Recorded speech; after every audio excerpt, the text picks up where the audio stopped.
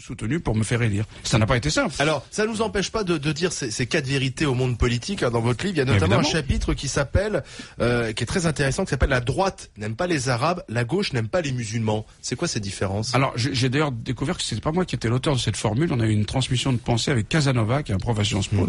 Je suis assez fier de ça. La différence, elle est simple. Vous êtes musulman, vous, hein? Moi, je suis de culture musulmane. C'est-à-dire que je suis un musulman, disons, qui a une certaine distance par rapport au rite. D'ailleurs, mon chien s'appelle Bacchus. Je vais vous dire si je suis vacciné contre tous les intégrismes. Non, moi je suis un musulman qui vit ici et qui entend... Alors pourquoi vous dites que la gauche n'est... La gauche, elle a un problème avec les musulmans parce qu'elle a un problème déjà avec toutes les religions et elle a un problème avec les musulmans parce qu'elle considère que la religion est de toute façon l'opium du peuple. Que la religion, quand on est religieux, on est forcément un idiot qui s'est fait embobiner par un dieu mythique. Et alors en plus les musulmans, ils sont un peu sauvages, quoi. Ils viennent des pays colonisés. Et quand même, la colonisation, c'était l'apport de la lumière à ces pays. Et on les a mal éclairés, en fait. Et les musulmans, essentiellement, d'ailleurs c'est pour ça que ça nous ramènera à l'affaire Strauss-Kahn, les musulmans, ils sont essentiellement hétérosexuels et violents. Et quand ils voilent pas les femmes, ils les violent. Je caricature, hein. Mais dans la tête de certains, c'est ça, oui. En gros, c'est ça. Et la droite n'aime pas les Arabes. Est-ce que c'est pas aussi une caricature de dire ça? C'est pas une caricature, ça s'appelle un raccourci. Hein. La droite n'aime pas les Arabes parce que la droite, elle est de ce point de vue-là assez claire. Elle a une posture qui l'a fait penser que la civilisation occidentale et la civilisation française en particulier sont les mères des civilisations. C'est la mère des civilisations. Et donc elle a le problème, la droite, avec tout ce qui est différence, tout ce qui est éloignement par rapport à la norme.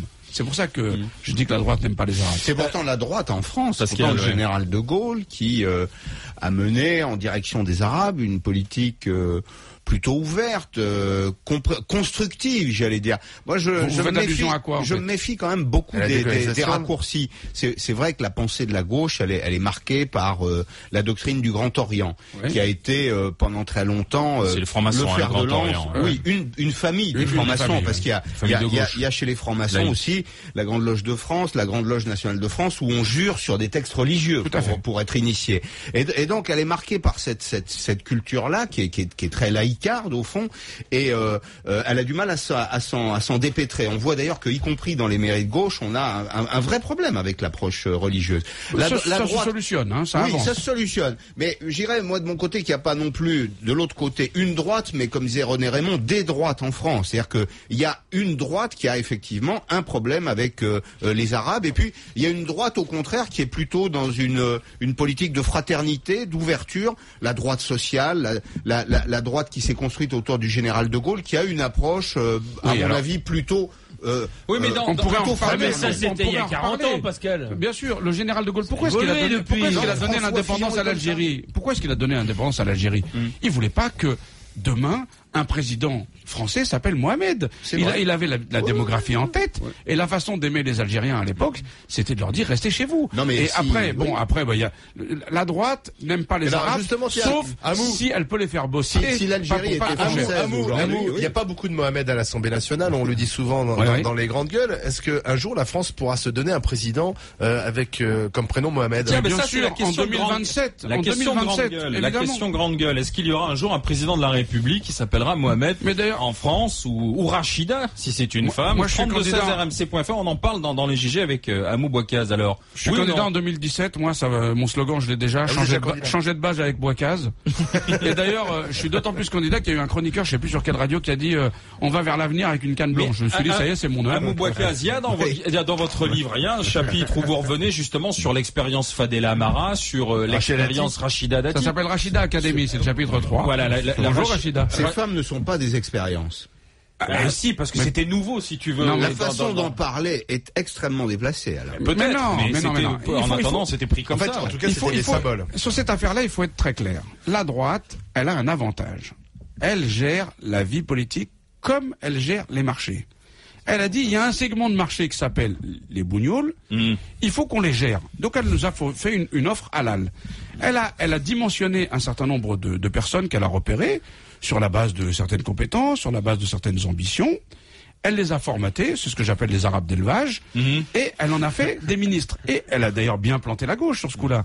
Parce que la gauche n'avait rien fait pendant des années. Donc la gauche n'avait rien fait. Il y avait aussi dans ce cas-là quelques transfuges. Le mercato avait fonctionné. Quand je regarde le Parti socialiste, excusez-moi, mais il y a que des bons petits Français pure souche. Mais la gauche en n'avait général, rien ils fait. ont plus de 50 ans. Oui, bien sûr. La gauche n'avait rien fait. Et ils Pourquoi? bouffent du caviar matin, midi et soir. Parce que Jospin avait même dit, on aurait bien aimé faire, mais il n'y avait pas de compétences. C'est encore pire que ça. Non, mais c'est ahurissant. C'est-à-dire qu'on a une gauche, puisque tu parles en termes d'élevage, on a une gauche qui est plutôt une gauche de chasseurs qu'une gauche d'éleveurs dans le domaine des Arabes. Mais la gauche a raté tous ses rendez-vous avec ce monde-là. Vous avez la marche pour la liberté à Villeurbanne. Mais ils ont été transférés, ils ont été élevés par la gauche d'abord. Ils ont été élevés par la gauche, puis transférés dans ce que j'appelle le beurre-cato, qui est le marché du beurre de l'arabe d'élevage, qui vont d'un parti à l'autre. J'avais déjà dit ça en 2005 et Malek Bouti s'était beaucoup fâché, mais c'est ça la réalité. Or cette histoire-là, elle ne peut pas marcher. Et ça veut dire qu'il faut inciter. Il y a deux solutions. Inspirons-nous du foot. Soit on prend des quotas de transfuges, soit on reverse une prime aux formateurs, quoi. Il y a plein de solutions. Il y a une première solution qui est de dire tranquillement, calmement, sereinement aux gens d'origine étrangère qui aspirent à exercer des responsabilités que depuis que le monde est monde, le dernier qui est arrivé doit fournir plus d'efforts pour y arriver. Oui. C'est clair et c'est net. Il faut pas raconter d'histoire aux gens. C'est le réflexe normal d'un pays intégrateur. La France, c'est quoi? C'était des tribus barbares, qui se sont agglomérés avec d'autres gens de proche en proche depuis 1000 ans. Et si le modèle fonctionnait, c'est parce qu'effectivement les derniers arrivés se bougeaient plus que les autres et y arrivaient. Ça, c'est pas un discours qu'on entend au Parti socialiste. Mais si, on l'entend au Parti socialiste chez certaines personnes. Pas tout le monde. Pardon, est-ce que je peux une réflexion rapide quand même. Tu fais de la politique, ne soyons pas naïfs. C'est quand même les partis politiques qui distribuent les investitures. Mais bien sûr. Quand tu rencontres Malek Bouti précisément, qui est parfois autour de cette table, qui te raconte comment c'est fait, dans quelles conditions s'est fait son parachutage dans les Deux-Sèvres et comment il a été accueilli là-bas avec un candidat dissident qui a d'ailleurs été battu. Enfin, les partis politiques sont responsables. Mais Malek l'a cherché. Et la gauche a une responsabilité dans ce domaine. Mais vous avez tout à fait raison. Écoutez, c'est tellement vrai qu'au moment de 2008 et au moment où il est question de me faire élire conseiller de Paris, Bertrand Delanoë déclare: moi, j'aurais honte si Hamou n'est pas élu, si Hamou n'est pas candidat. Je ne suis pas candidat. C'est-à-dire qu'à un moment donné, il pose son poids sur la balance. Et il dit, moi, entre ma pratique politique et ce que je raconte, il ne doit pas y avoir de différence. Voilà. Et c'est un bonhomme qui dit non cumul des mandats. Et il le dit pas 10 ans après. Il est élu maire de Paris. Le lendemain, il démissionne du Sénat. J'en connais qui l'ont dit et qui l'ont pas fait. J'ai un président de conseil général, il l'a dit, mais il l'a pas fait. Moi, j'ai la chance de servir un patron qui dit ce qu'il fait et qui fait ce qu'il dit. Alors, Hamou Bouakaz, aveugle arabe et homme politique, ça vous étonne? Ça, c'est le bouquin et c'est pour ça qu'on voulait qu'il soit avec nous aujourd'hui sur RMC dans les GG. 18 € dans toutes les librairies. Précipitez-vous. Et c'est aux éditions des Clés de Brouwer. 2 mails pour Hamou Bouakaz. Nicolas qui dit: je comprends pas la différence entre un aveugle de naissance qui fait de la politique et les politiciens voyants qui ne voient pas plus loin que le bout de leur nez. Je pense que votre invité a toutes les chances de réussir s'il a l'esprit bien ouvert. Merci, jeune homme. C'est tout le mal que je me souhaite, mais en même temps, il se trouve que quelquefois les aveugles ne voient pas plus loin que le bout de leur nez. Et j'ai Michel qui dit: dites donc, demandez aussi à monsieur Bouakaz, cet homme de gauche, comment il martyrise ses collaborateurs, 5 directeurs de cabinet depuis mars 2008, ses chauffeurs et son chien. Si c'est ça la gauche, alors vivement Fillon. Le chien est resté fidèle peut-être. Non, c'est extraordinaire parce que ça va nous ramener à Strauss-Kahn. C'est extraordinaire. Alors là, vraiment, voilà quelqu'un qui propage des rumeurs. Il y a une rumeur à l'hôtel, il y a plusieurs rumeurs qui me concernent à l'hôtel de ville. Je dis discrètement, il y a une rumeur, il paraît que je suis un homme à femme. Bon. Alors moi je dément pas dans ces cas-là, parce que de bonne fortune. Et puis il y a une autre rumeur, c'est que j'aurais tué mon chien, n'est-ce pas? Mon chien guide dans la voiture que j'aurais laissé au soleil, n'est-ce pas?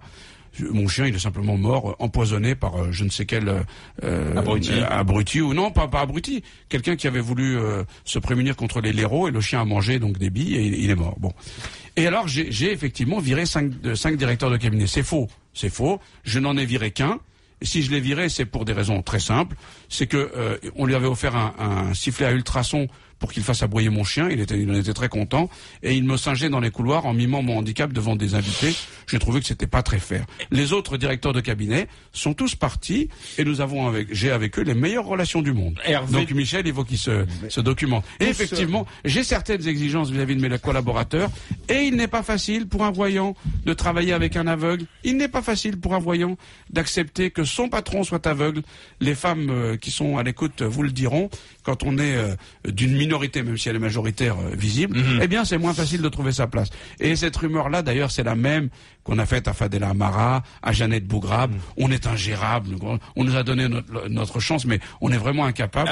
Et j'ai un excellent directeur de cabinet qui s'appelle Olivier Corbin, que je salue et qui a bon pied, bon oeil, lui, et qui est là depuis Amou Bouakaz, encore un mail d'Hervé de l'Aveyron qui dit: salut Gigi, faut-il qu'un quelqu'un soit aveugle, arabe et musulman pour avoir une parole aussi sage et juste? Franchement, merci Monsieur Bouakaz pour vos mots qui montrent que tous les Noirs et les Arabes ne sont pas intégristes et fanatiques. Une autre réflexion pour dire pendant combien de temps est-ce qu'en France on va continuer de dire il est noir et il est arabe plutôt que de dire il est français? Pendant tout le temps, ça servira à gagner des élections. rmc.fr. Pendant tout le temps, ça servira à gagner des élections. Tant que les hommes politiques auront l'impression que ça rapporte des voix de cliver, ils vont cliver. Mais d'ailleurs, notre ami Sarkozy, c'est un grand spécialiste du clivage. Dans tous les domaines, moi j'ai toujours été frappé du fait qu'on nous dise, par exemple, Aimé Césaire, grand poète martiniquais.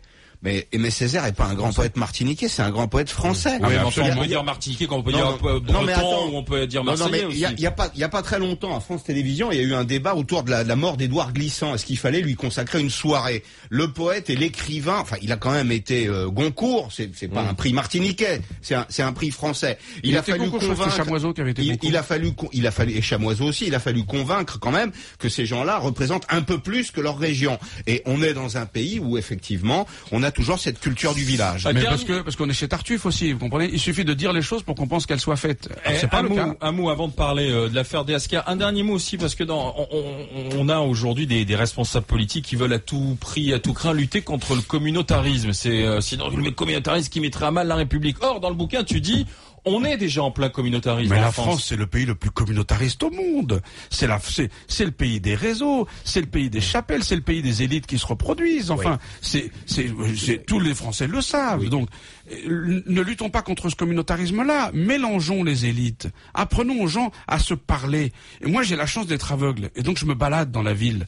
Et ce sont des gens qui me guident. Et hier, c'était une témoin de Jéhovah. Avant-hier, c'était un ouvrier. Il y a 3 jours, c'était un chef d'entreprise.